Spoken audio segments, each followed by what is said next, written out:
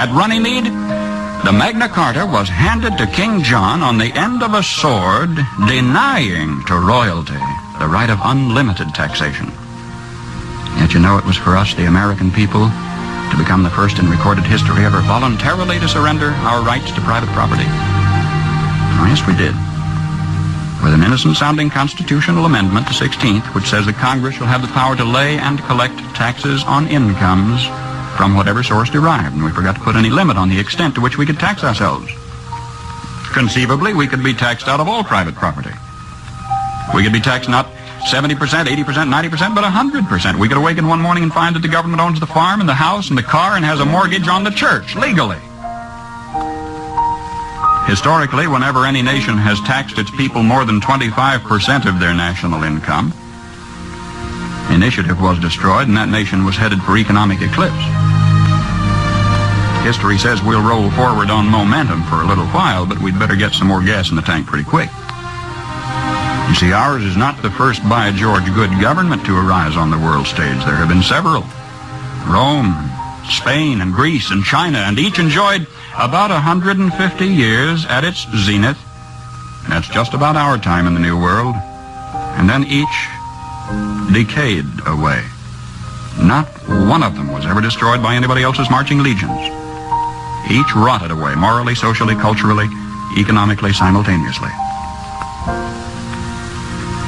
You know, one of the most cruel paradoxes of history is this. Because each was a good government, it bore bountiful fruit. And when it bore bountiful fruit, the people got fat. And when they got fat, they got lazy. And when they got lazy, they began to want to absolve themselves of personal responsibility and turn over to government to do for them things which traditionally they had been doing for themselves. At first, there appears to be nothing wrong asking government to perform some extra service for you, but if you ask government for extra services, government, in order to perform its increasing function, has to get bigger, right? And as government gets bigger, in order to support its increasing size, it has to what? Tax the individual more, so the individual gets littler. And to collect the increased taxes requires more tax collectors, so the government gets bigger, and in order to pay the additional tax collectors, it has to tax the individual more, so the government gets bigger and the individual gets littler. And the government gets bigger and the individual gets littler, until the government is all-powerful. The individual is hardly anything at all. The government is all-powerful. The people are cattle. Now, some believe that the need is for a vigorous, strong man to arise on the scene, to regulate and regiment the affairs of men. Yet history tells us there have been several such. Once upon a time, there was a nation great and powerful and good. She was suffering from the aftermath of war, from a depression. And then came upon the scene a leader, an idealist, self-confident, intolerant of criticism. Wisely, he limited his early activities to combating the financial depression. Nobody could argue with that. But in a while, he began to regulate business and establish new rules to govern commerce and finance. Some of them in diametrical disagreement with the God-made laws of supply and demand, but anybody who disagreed with those new rules was promptly fired.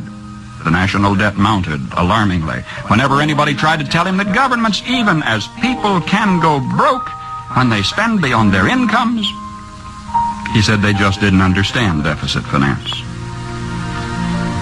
Well, what do you say? Did he build on rock or on sand? I say on sand. I am satisfied with all my heart that if Uncle Sam ever does get whipped, here too, it will have been an inside job. It was internal decay, it was not external attack that destroyed the Roman Empire. Starting about 146 BC, internal conditions in Rome were characterized by a welter of class wars and conflicts, street brawls, corrupt governors, lack of personal integrity and moral responsibility. And Rome passed into what history has recorded as the Dark Ages, lasting 1,000 years. Just by turning to the left, the world has gone in circles. Now either we will profit from the errors of their ways, or it follows as the night the day, our children are going to have to relive the Dark Ages all over again. How come, after thousands of years of experiment, our new nation has come so far so fast? All this in less than 200 years. What is the secret of our success? Well, I think it had to do with a basic American's creed. Perhaps it never passed the pioneer's lips in this form, but if it had, I think he would have said something like this: I believe in my God, in my country, and in myself. I know that sounds like a trite, too simple thing to say, and yet it's a rare man today who will dare to stand up and say, I believe in my God and my country and in myself, and in that order. Well, sir, when that early pioneer turned his eyes toward the West, he didn't demand that somebody else look after him. He didn't demand a free education. He didn't demand a guaranteed rocking chair at eventide. He didn't demand that somebody else take care of him if he got ill or got old. There was an old-fashioned philosophy in those days that a man was supposed to provide for his own and for his own future. He didn't demand a maximum amount of money for a minimum amount of work. Nor did he expect pay for no work at all. Come to think of it, he didn't demand anything. That hard-handed pioneer just looked out there at the rolling plains stretching away to the tall green mountains, and then lifted his eyes to the blue skies and said, thank you, God. Now I can take it from here.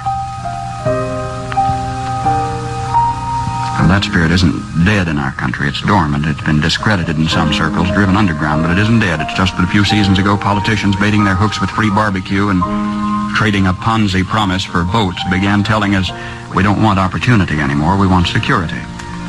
We don't want opportunity, they said, we want security. And they said it so often we came to believe them. We wanted security. And they gave us chains, and we were secure. Suddenly, with our constitutional guarantees depleted, with our national character eroding away, with our tax laws penalizing those who dare to prosper, with workers concentrating on how little they can get by with instead of how much they can produce, suddenly we looked overhead one day to discover that the first tin moon in space was a Russian accomplishment. That free men dragging their feet had been outdistanced by slave workers dragging their chains. And we were sore afraid. Perhaps this was a disguised blessing too. Maybe a dramatic accomplishment by this Cold War adversary was necessary to get us off our dead centers and back to work again. If we can revive in ourselves, then in our youth, something of that basic American's creed, the horizon has never ever been so limitless. For man stands now on the threshold of his highest adventure of all, his first faltering footsteps into space. 20 years from today, half of the products you will be using in your everyday living aren't even in the dictionary yet. We've got it made. If we just keep on keeping on, we've got it made.